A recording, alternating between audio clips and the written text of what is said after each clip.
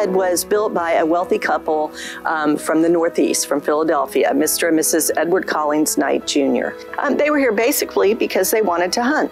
Corolla had an incredible reputation for the amount of wildfowl that was here. During the Civil War, a number of Northern soldiers were down here and saw how many birds were here and the incredible hunting opportunities, and word spread. Restaurants up in like New York and Philadelphia, so some of the things on the menus were Currituck duck. So it really got an incredible reputation for the hunting opportunities here. And we are on the Atlantic Flyway, so the birds, you know, at that time, definitely because of the water quality, there were so many of them. By the 1920s, a lot of the big time of the market hunting was already passed. They'd passed conservation laws by then. So they were here pretty much for sport.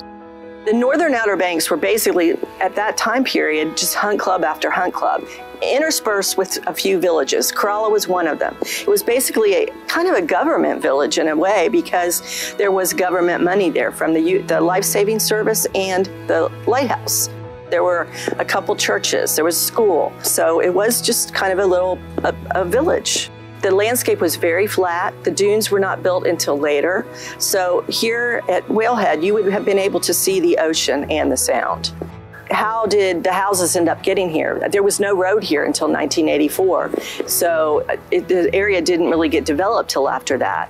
So this gives you just much more of an idea of what this area was like, the old Outer Banks. The house is very elaborate. The building was incredibly an extensive build. So it took 3 years. They didn't stint on anything.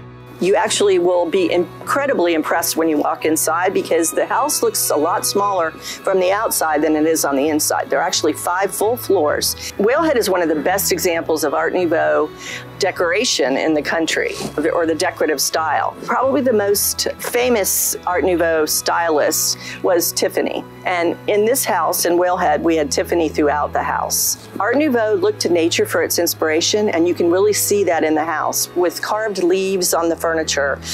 Our dining room, the water lilies are carved on the walls, into the furniture, into the Tiffany sconces. But it's just a very good example of that. We believe that Mrs. Knight just really liked Art Nouveau because it had gone out of style by the time they built this building. Mrs. Knight had a Steinway that was brought here. It was a custom-made Steinway for her, and it still is played, and that's one of the highlights in the house that you can see when you come into the library.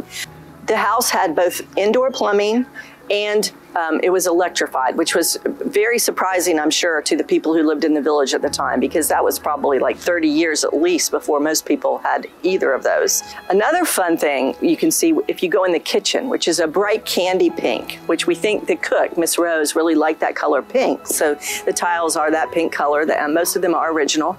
And you can actually see in the kitchen the original Frigidaire refrigerator, which we thought had been melted down for the war effort in World War II, but it was actually found in a shed in Manio and is on loan to us. So that's fun to see.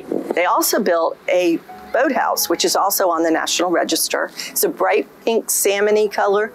Upstairs, they carved decoys, and then they even had a place where they could store corn. They also had a miller's lift that would bring the decoys from up the second floor down to the first floor. They had a boat area where they stored boats. They also had 2 bridges, one of which we have today still on the property, and that's also on the National Register. Well, I personally feel that coming to this property when you're on vacation actually kind of gives you a real understanding of the history of the area, of the culture of Currituck.